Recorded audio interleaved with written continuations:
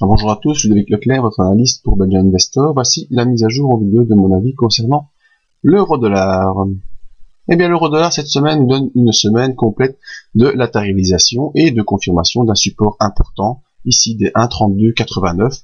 En effet, cette semaine, on est resté un peu au-dessus de ce niveau. Après, on est venu le tester, mardi, mercredi. Ensuite, on a rebondi dessus. On revient jeudi. Donc, vous voyez ici, toute cette zone est une zone de confirmation des 1389. On est en train un peu de latéraliser parce que parce que lundi, voilà, ici lundi, on est venu taper le haut du range haussier que vous voyez très clairement dessiné ici entre ces deux obliques. Et donc, il n'y a pas de souci pour l'instant, l'impulsion haussière reste confirmée, impulsion haussière qui est donnée fin de semaine dernière après plusieurs contacts sur le bas du range haussier. Donc ici, on latéralise et on va peut-être pouvoir accélérer à la hausse ou à la baisse. Ça, nous essaierons de le voir parmi les indicateurs. En tout cas, actuellement, l'objectif de ce range haussier est toujours les... je remets un peu graphique dans le bon sens. 1,3542. Pourquoi? Parce que je prends un peu de recul parce que c'est l'objectif ici de cette épaule, tête, épaule qu'on a eu droit fin d'année 2012, et donc l'objectif est de faire le report de cette profondeur, et donc les 1,3542 me semble être un objectif assez pertinent. Maintenant, essayons de voir un peu si les indicateurs peuvent nous donner des indications comme le non porte sur la poursuite de l'impulsion actuelle. Donc on est en latéralisation. Malgré tout, le MACD est haussier au-dessus de son signal, donc progression encore possible à la hausse de cette impulsion. Le stochastique, lui, par contre, est ici dans la zone entre 80 et 100, donc ça veut dire qu'on est également en maximum d'impulsion, mais qu'il y a des possibilités de retournement imminent. On est sous le signal reste encore haussier, mais vous voyez qu'il décline.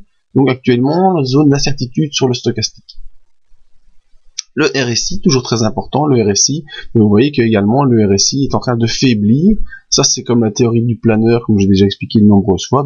Le planeur, vous l'envoyez avec le maximum de force vers le haut, donc il monte, puis votre force est épuisée.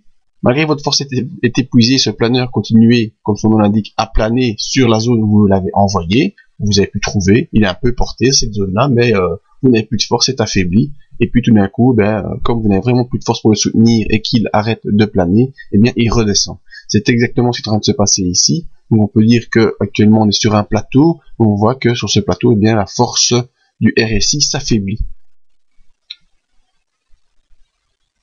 Malgré tout ça, si je fais un résumé d'indicateurs, on a un MACD haussier, un stochastique qui est en attente et un RSI qui diminue. Donc la somme des trois est plutôt nulle.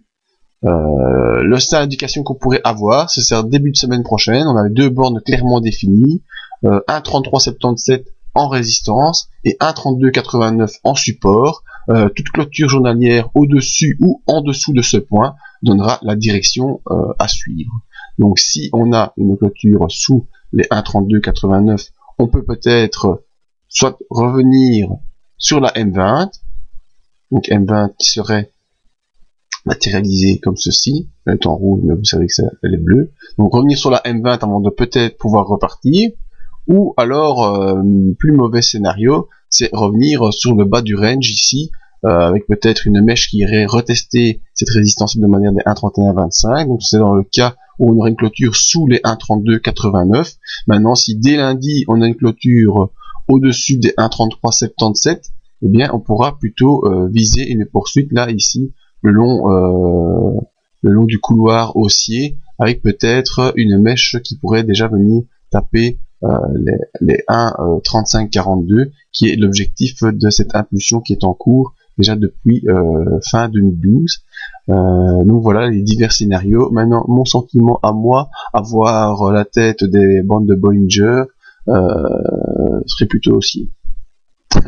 Mais c'est qu'un sentiment, et on n'est pas là pour faire du sentiment, on est là pour faire de l'analyse technique. Et techniquement, voilà les deux bandes à suivre, 1,3377 en haut, 1,3289 en bas, et on suit un peu la clôture dans quel sens elle se fait.